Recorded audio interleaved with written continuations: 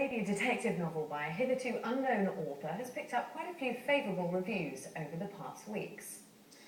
But in spite of the stamp of approval, The Cuckoo's Calling by Robert Galbraith shifted only 1,500 copies since its release in April.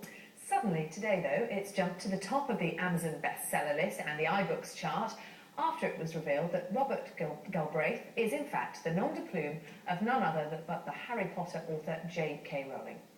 Well, joining us now are four people. The journalist Jonathan Freedland, who writes crime novels under the pseudonym Sam Bourne, and Alison Potter, who, as an author, writes as Ali Knight. Welcome to you both. Have you read this book?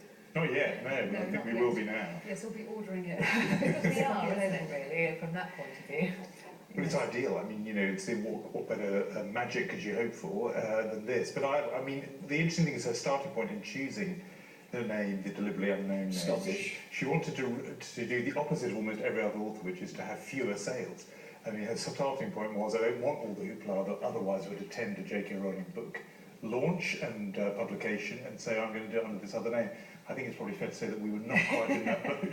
I mean, has she really been outed by the Sunday Times, or in fact, presumably the publishers are quite happy for this information to get out? Oh, I think the publishers are incredibly happy now for it to be out. It's all, you know, sales are very important and this will help it immensely. All right, why have a pseudonym? Why write with a pseudonym? Well, I was actually told by my publisher when I met them in the early days that my name was all wrong, and that Alison Potter wouldn't do as a thriller writer name. It needed to be changed, and the reason is, in fact, partly the surname. Potter these days it doesn't work in an age of search engines and electronic bookstores. You know, you don't want to be trawling through sort of pages and pages of. She's done all right. She was established before, though. It's about getting a new name out there as a debut author. So you're going past Harry Potter and Beatrix Potter, and it was just felt that it was easier to start fresh with something else. And with Ali, the problem there is that Alison is not a name that translates very well internationally. And with my first book, Wink Murder, it was translated into 10 different languages, and you're then dealing with sort of Norwegian to Hebrew to Italian to Dutch, and actually shorter names it just works better internationally. You haven't got to grapple with a name that they can't pronounce or don't recognise. So. J.K. Rowling, Jonathan's described it as being quite a liberating experience to write under a different name. Is that always the case, do you think? Well, it is, because it separates the day job from, if you're somebody like me who does a day job in journalism, it's quite liberating to have another identity. I like to joke sometimes that with fiction you can't make it up, unlike journalism. But you know, it is a clear difference. You have to use and access a different part of your brain.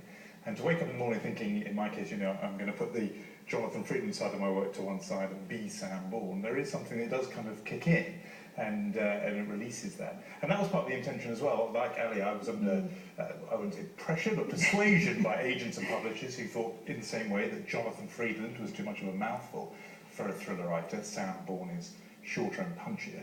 But they also just thought that actually there would be less of a barrier for readers than thinking, in their words, you know, pointy-headed columnist for a pointy-headed newspaper. Is that what we want to read? Where did Sam Bourne come from? Well, Sam Bourne, so Sam is the name of my second son. I'd already written a non-fiction book, which took the name of my first one, called Jacob's Gift. And the book, The Righteous Men, which was the first Sam Bourne book, was hatched in 2004. When was Sam born? 2004, my second child, so the names kind of came together very well. My agent was very pleased with it, though, because of the whole Bourne identity, Bourne supremacy. So it's a thrillerish name. Yeah, you've got to capture the reader right from the beginning in this market if you're working in thrillers like we both do. You know, it's the fun. Interestingly, J.K. Rowling of itself is incredibly boring. I mean, it's like that man on the phone adverts who used to look for the book about fishing. Yes, we all love that one. But the thing is, bear in mind, that itself was a kind of pseudonym, because she released Jo Rowling, and they said to the publishers that a woman's name would put off particularly boys from reading, that they thought that she should have an androgynous name. So Ali seems to be ambiguous, is it? Well, yes. I mean, it didn't kind of, that was in a sense chance. I mean, I realised afterwards, oh, it's great because you're not identified as one gender or another. But it was also, I felt completely changing my first name was a bit of a sort of step too far. It would feel like just a complete sort of unknown. Whereas surnames, you can kind of, they're given to you. You don't feel like if a woman, you change one when you get married potentially. So it was less important, the surname. And the choice of your surname in terms of where you fall on the bookshelves in a bookshop is quite important. I'm very happy to be next to Stephen King. So that's that kind of between sort of Stieg Larsson and Stephen King I felt would kind of work quite well. Is there a part of you that feels though that, hang on, I'm writing this is me, I want to be able to shout out that this is my work, and actually when you're writing under a pseudonym, people don't necessarily know that that's you? Yeah, I think it's sort of at the beginning you worry about that, but then in fact you realise that the people you were at school with are less important than your kind of potentially your international readers. You can't just think about your British readers. It's got to be kind of you're selling in so many territories now. It's a kind of world market. It is a challenge though for those of us with an ego. It is a challenge. There was a campaign when there were buses going by and it said Sam Bourne on the side of the bus. Did you say that was me? Well, you do a little bit, and then another part of you is actually in a way quite relieved because it would be a bit weird to have that happening, and so it enables you to detach a bit from it. And you're in meetings sometimes where people are talking about Sam Bourne as a product. Now, if they were talking about me as a product, I might find that kind of odd, but instead it's this other person, and that can be quite helpful. Okay, well, thank you all very much. Thank you. Over the north of Bay.